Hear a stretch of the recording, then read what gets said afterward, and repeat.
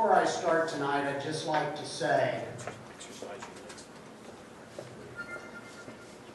for all the people that come forward,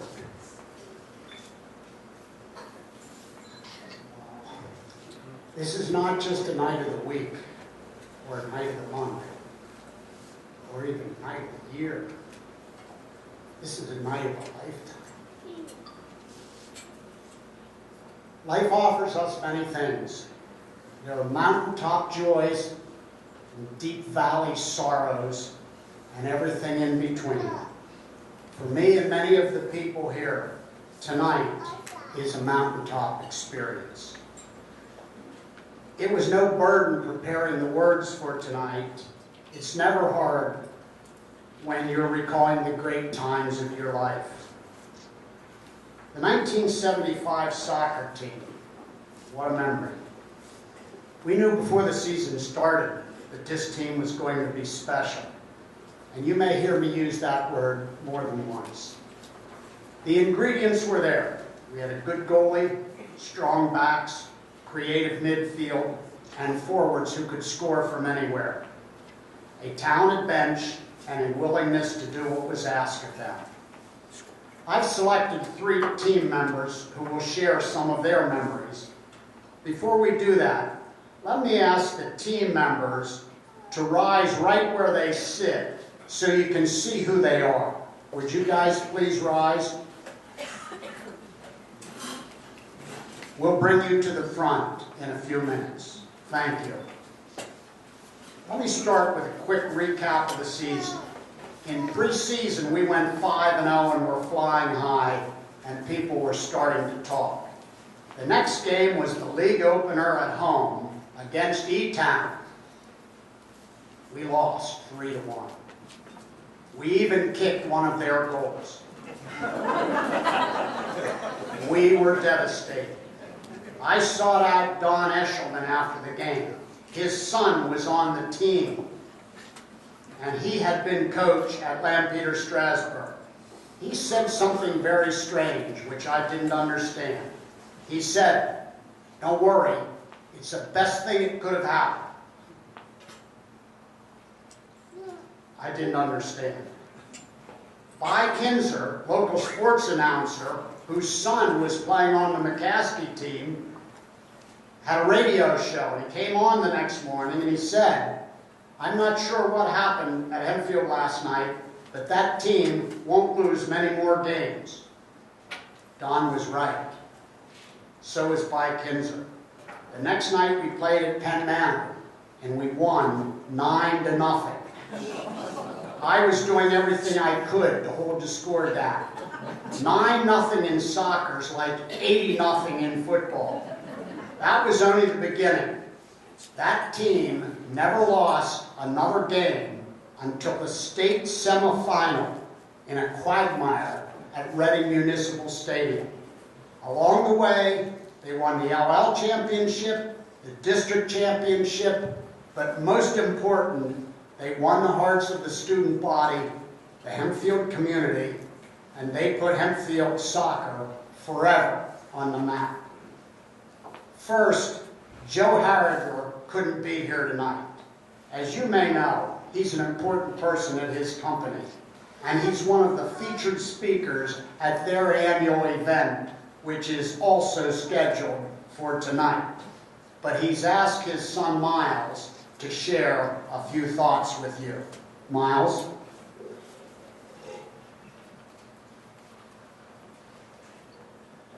On behalf of my father, I'm proud to accept this award. He would like to thank the Hempfield Foundation, the Hempfield Varsity Club, and the Hempfield School District for making this possible. He wanted me to applaud Jeff Bradley for his countless hours, days, weeks, and months dedicated to making this event special for all the recipients year after year.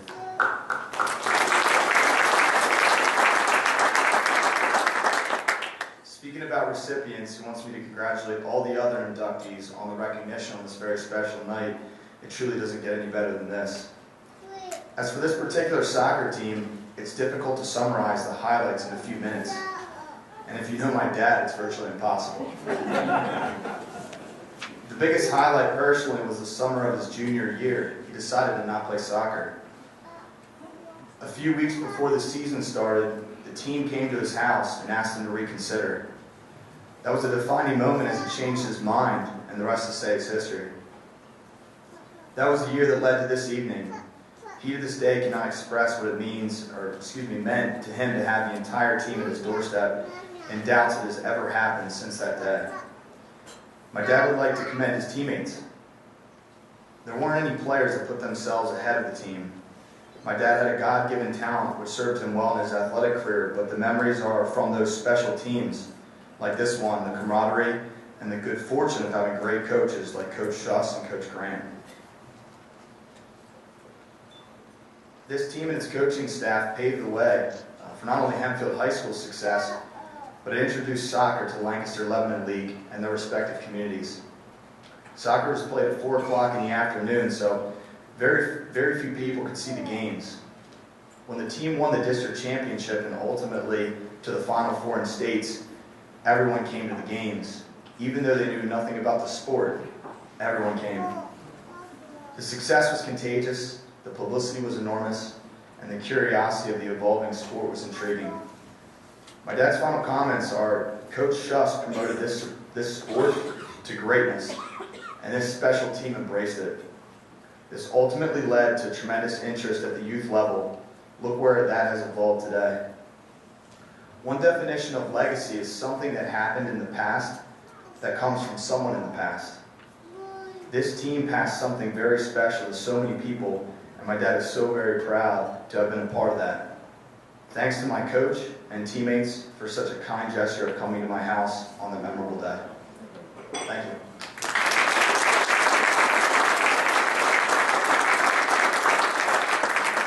If you remember Joe, you know we wouldn't be here tonight if it weren't for Joe. The next team member that wants to say a few words is Steve Risser. Steve?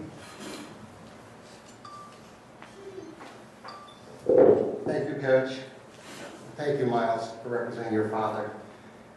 Wow, what a night to celebrate Hempfield Athletics. Such wonderful memories. I as well want to thank Mr. Bradley and the selection committee as well for all their work, the foundation, the varsity club, and also my congratulations to the inductees tonight. Jerry, Jennifer, Joe, and represented so admirably by his parents. Congratulations. It's our honor as a team, and Roger, I, and Miles, and Coach talk for the team tonight. We're their voice pieces to be part of this 9th class of the Hempfield High School Hall of Fame. It's just a terrific honor. Now it's time to talk about that 1975 team. That was the county, District 3 soccer champions, and the state semifinalists, as Coach said. I congratulate my teammates for that.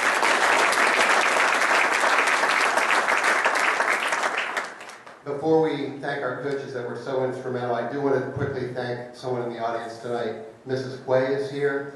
Her husband, Walter Quay, had the most improved player award named after him.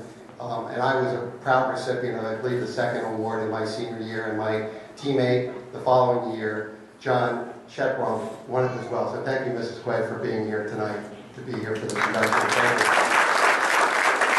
And also, on behalf of my teammates, I want to thank the assistant athletic director in the fall of 1977. You know him as affectionately as Obi. To us as teenagers, he was Mr. Oberholzer. Sir, thank you for being here tonight to be part of this for us. Of course, it goes without saying, our biggest thank yous tonight are reserved for our head coach, Al Schuss, a proud member of the Hall of Fame himself, who was instrumental in nominating us as a Hall of Fame nominated team. And his tremendous leadership that year, along with assistant varsity coach, and JV coach Jim Grant, took us to a place none of us could have dreamed of while we were running preseason conditioning laps in the summer of 1975. Coach Grant was the first ever coach. Our class, our senior class in 75, 3 years previously, we were the first ever freshman team at Hempfield High School. And Coach Grant took us to that first season. We were 5-0 going to the final game at Wheatland in Lancaster, in the city there. And we were looking like we were going to head to an undefeated season. We're up maybe 3 or 4-0 late in the game. But there at Wheatland, at the school, they only, for the freshman game, they only had the goal post and the crossbar. They didn't have any nets. And late in the game, we were slacking a little bit. We were going to go undefeated and unscored upon, and a Wheatland player struck the ball into the left-hand corner. I'm thanking Roger for this story, by the way. The ball went up into the left-hand corner, and it obviously